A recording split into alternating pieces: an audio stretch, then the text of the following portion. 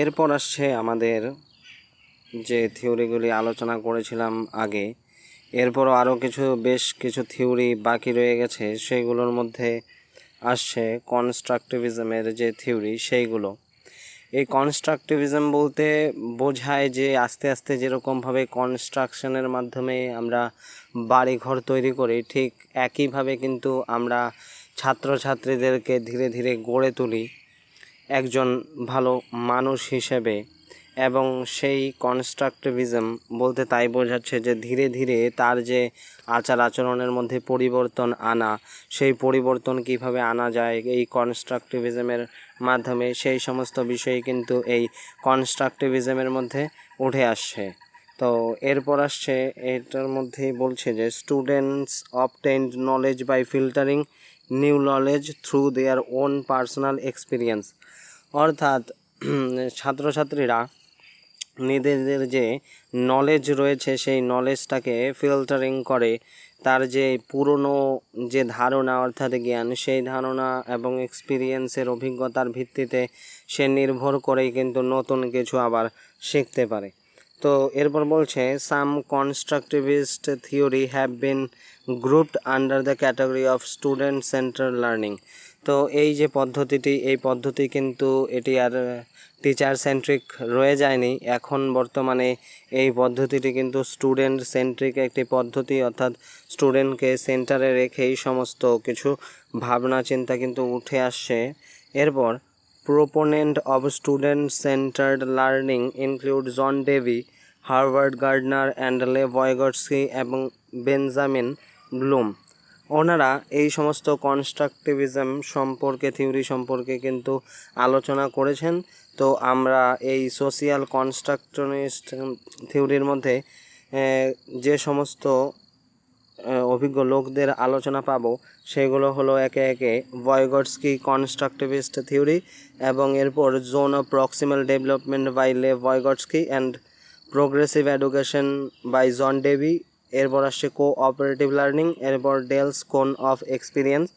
এই সমস্ত থিওরিগুলোই আমরা কনস্ট্রাকশনিস্ট থিওরির মধ্যে আলোচনা করব একে একে।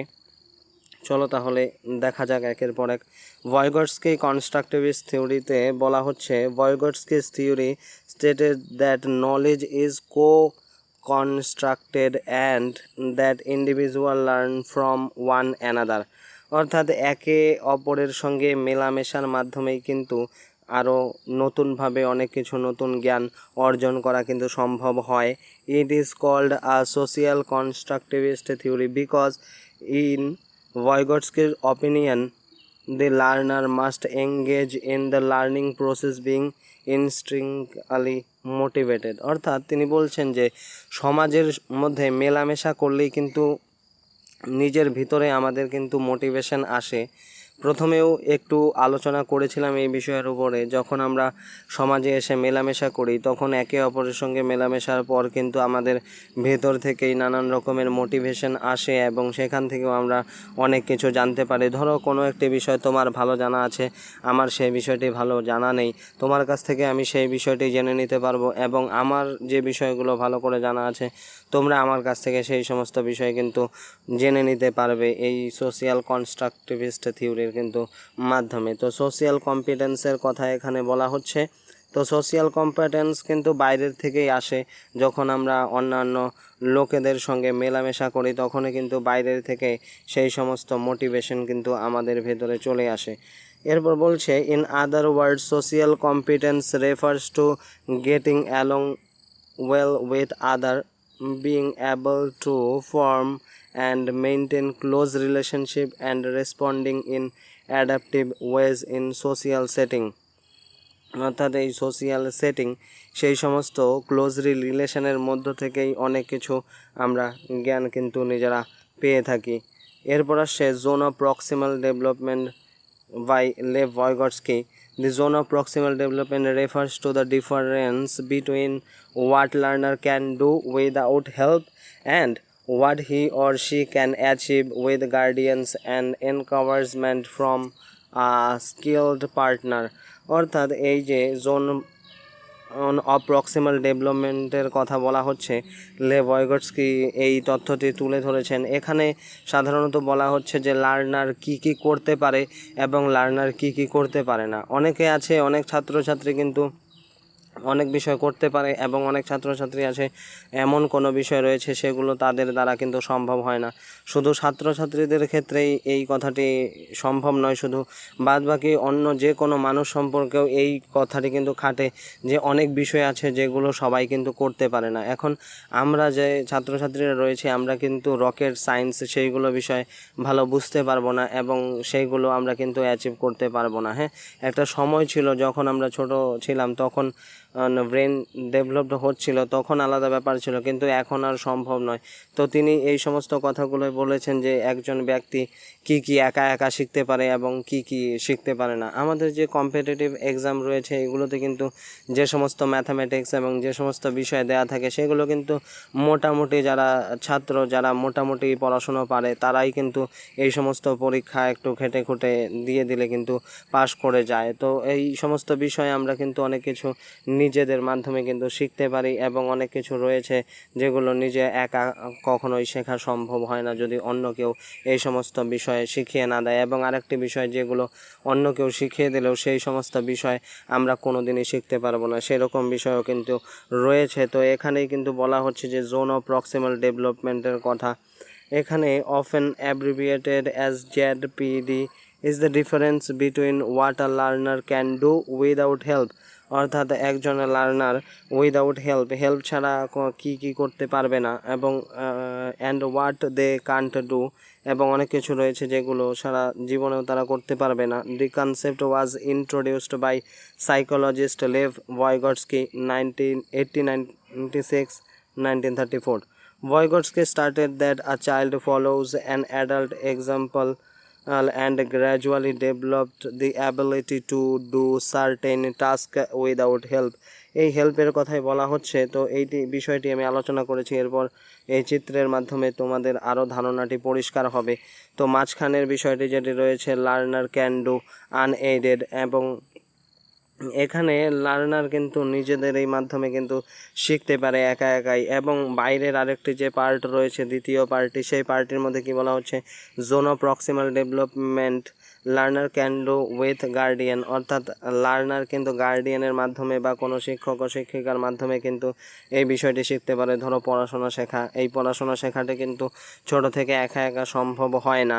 এই যে দ্বিতীয় পার্টটির কথা যে বলা হচ্ছে, এই দ্বিতীয় পার্টের মধ্যে পড়াশোনা শিখতে গেলে অন্য কারো কিন্তু হেল্প নেওয়া খুবই দরকার, এবং গার্ডিয়ান যদি ভালো হয় এবং টিচার্স যদি ভালো শিক্ষা দিতে পারে এবং ছাত্রছাত্রীরা সেই বিষয়টি যদি বুঝতে পারে তাহলে তারা জীবনে অনেক উন্নতি করতে পারে। তো সেকেন্ড স্টেপের মধ্যে এই কথাটি কিন্তু বলা হচ্ছে যে হেল্পের মাধ্যমে যেগুলো করতে পারবে। এবং থার্ড যেটি সবচেয়ে বড় রয়েছে বাইরের দিকটি, এখানে কিন্তু বলা হচ্ছে লার্নার ক্যান নট ডু, অর্থাৎ লার্নার কিন্তু অনেক লার্নার রয়েছে যে লার্নার এরা কিন্তু এই বাইরের দিকটি কোনো দিনও করতে সক্ষম হয় না। আমাদের কথাই বলি যে আমরা অনেক বিষয় রয়েছে যেগুলো আমরা হয়তো করতে পারবো না, যেরকম আমাদের মধ্যে অনেকে রয়েছে যে ঋত্বিকের মতো ড্যান্স কিন্তু আমরা অনেকে কিন্তু করতে পারবো না। তো এই বিষয়টি যদিও প্রথমে হেল্পের মাধ্যমে করা যেতে পারতো, কিন্তু এখন আর সম্ভব নয়। তাই এমনও কোনো অনেক বিষয় রয়েছে যেগুলো আর এখন করা আমাদের দ্বারা সম্ভব হয় না। তো সেই বিষয়টি এখানে কিন্তু বলা হচ্ছে। এরপর আসছে John Dewey and education. John Dewey is nothing less than a rock star of modern education, অর্থাৎ ওনাকে কিন্তু রক স্টারের কথা বলা হচ্ছে মডার্ন এডুকেশনের, আধুনিক যুগের যে সমস্ত শিক্ষা, সেই আধুনিক যুগের শিক্ষার ক্ষেত্রে his idea and approaches to schooling were revolutionary ideas during his lifetime and remain fundamentally important modern schooling in today, অর্থাৎ তিনি যে মডার্ন যুগের, আধুনিক যুগের শিক্ষা পদ্ধতি, সেই আধুনিক যুগের শিক্ষা পদ্ধতির কথাই কিন্তু তিনি আমাদের সামনে তুলে ধরেছেন। Dewey was as well as a more of depth look at his education philosophies and ideas, অর্থাৎ অনেক গভীরের যে আলোচনা, সেই সমস্ত গভীরের আলোচনা, ফিলোসফিক্যাল আলোচনার কথাই তিনি কিন্তু আলোচনা করেছেন। এরপর আসছে progressive education by John Dewey, the view of John Dewey. John Dewey is probably most famous for his role in what is called progressive education, অর্থাৎ তিনি প্রোগ্রেসিভ এডুকেশনের কথা কিন্তু বলেছেন।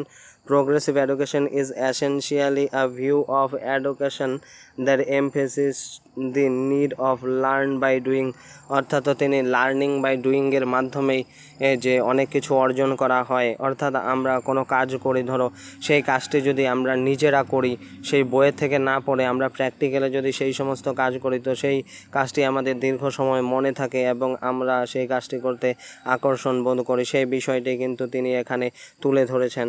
তিনি এই কথাই বলেছেন যে লার্নিং বাই ডুইংয়ের মাধ্যমে যেগুলো শেখা যায় সেগুলো অনেক সময় মনে থাকে এবং জীবনের ক্ষেত্রেও কিন্তু সেই সমস্ত বিষয় কাজে দেয়।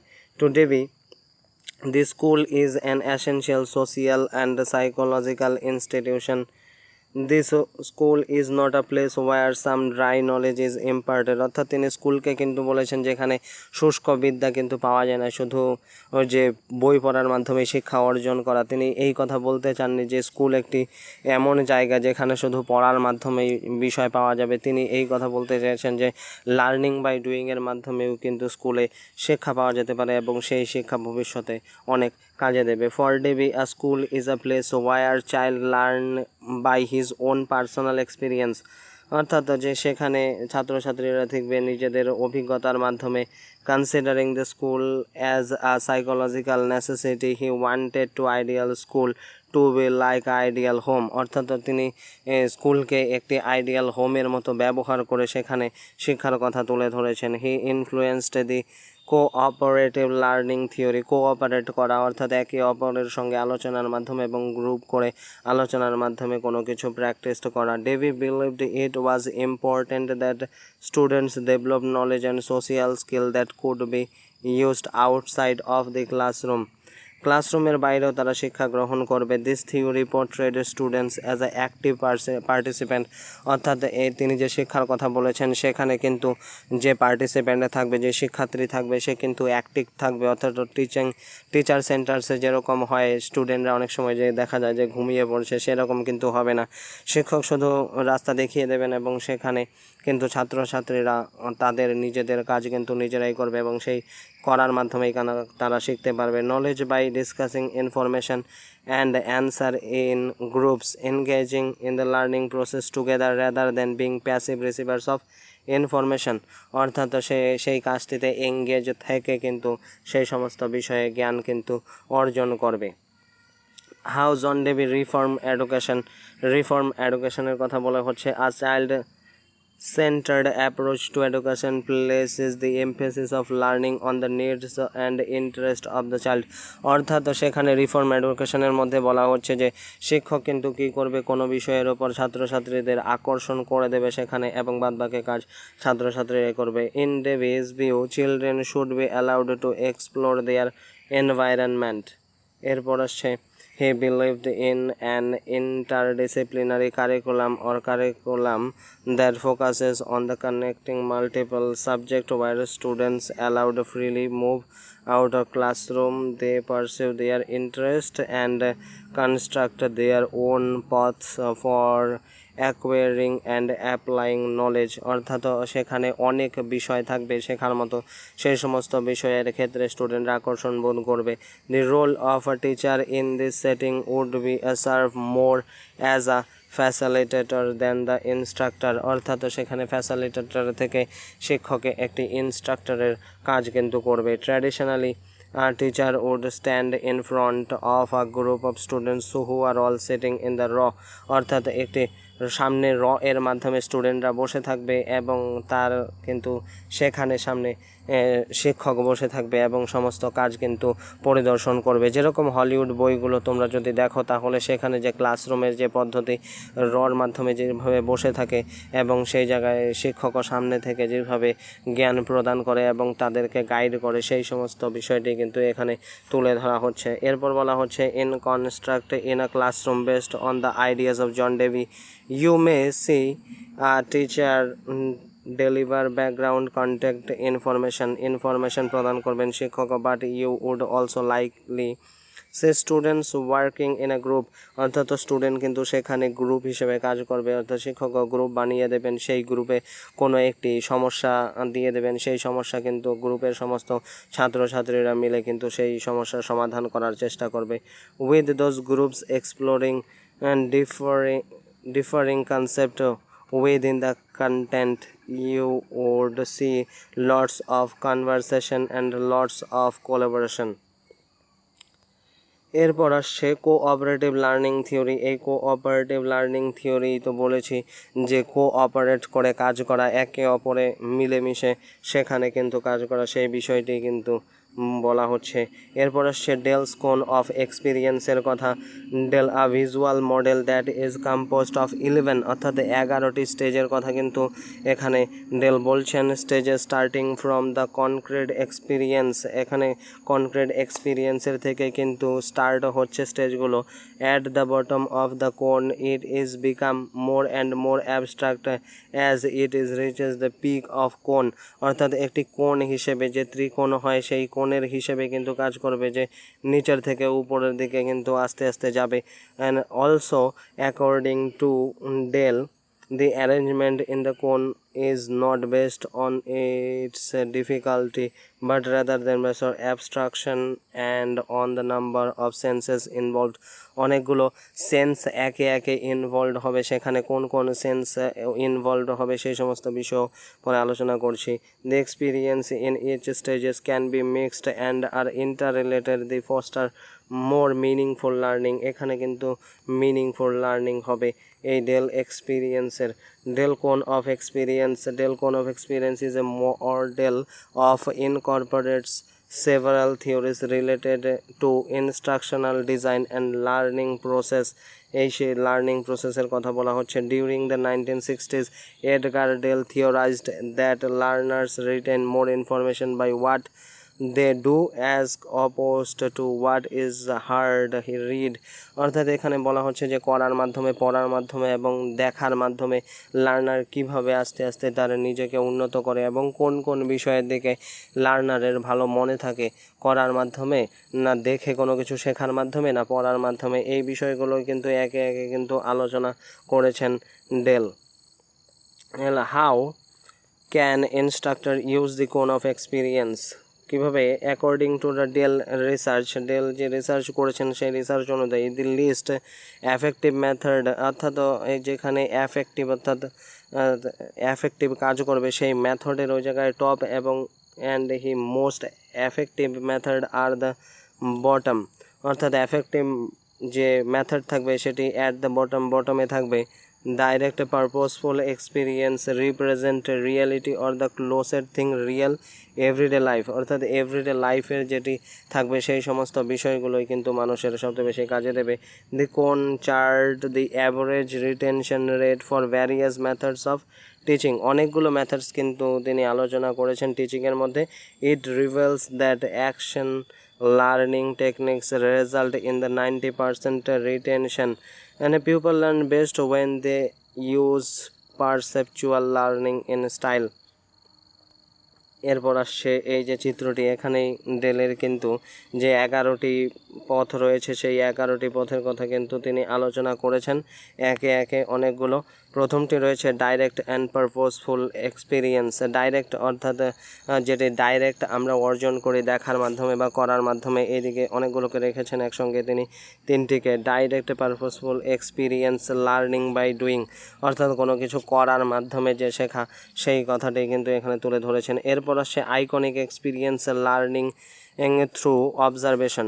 প্রথমে যে ডাইরেক্ট পদ্ধতি রয়েছে দেখার মাধ্যমে বা করার মাধ্যমে, তাকে স্পর্শ করার মাধ্যমে সেই বিষয়টি, এবং এরপর আসছে আইকনিক, কোনো কিছু শুধু দেখা, যেগুলো মনে করো যে পিকচার রয়েছে, মোশন পিকচার, এডুকেশনাল টেলিভিশন, অর্থাৎ দেখার মাধ্যমে, সেখানে টাচের কোনো ব্যাপার নেই এবং নিজের করার কোনো ব্যাপার নেই। প্রথমটিতে যেটি ডাইরেক্ট রয়েছে করার মাধ্যমে সেটি কিন্তু আমাদের মনে থাকছে বেশি। এরপরে কিন্তু যে আইকনিক রয়েছে এরপরে স্টেপটিকে তিনি স্থান দিয়েছেন যে দেখা এবং ভিডিও দেখা বা কোনো কিছু মোশন পিকচার দেখা, সেই দেখাটিও এরপরে মনে থাকে একটু কম, অর্থাৎ নিজে করার থেকে যে বিষয়টি দেখবে সেই বিষয়টি আর একটু মনে কম থাকবে। এরপর শেষে আসছে কিন্তু ভার্বাল সিম্বল যেগুলো রয়েছে, তারপর ভিজুয়াল সিম্বলস রয়েছে, রেকর্ডিং, রেডিও, স্টিল পিকচার্স যেগুলো রয়েছে, সিম্বলিক এক্সপিরিয়েন্স, লার্নিং থ্রু অ্যাবস্ট্রাকশনস যেগুলো আমরা বই পড়ার মাধ্যমে যেগুলো অর্জন করি সেইগুলো বিষয়ে কিন্তু আমাদের অনেক কম পরিমাণ কিন্তু মনে থাকে। তো এই চিত্রটিতে এই বিষয়টি তুলে ধরা হয়েছে।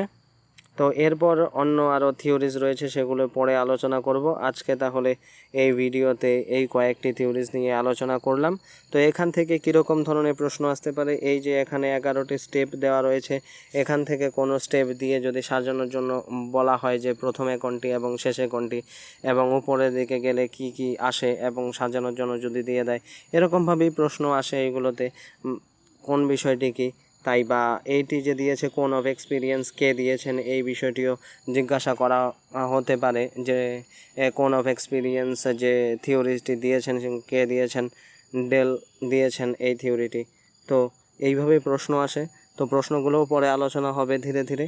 আশা করি আজকের বিষয়টি তোমরা সকলে বুঝতে পেরেছো। দেখা হবে তাহলে পরবর্তী সময় অন্য কোনো ভিডিওতে অন্য কোনো বিষয় নিয়ে। আজকের জন্য এতটুকুই। সকলকেই অসংখ্য ধন্যবাদ।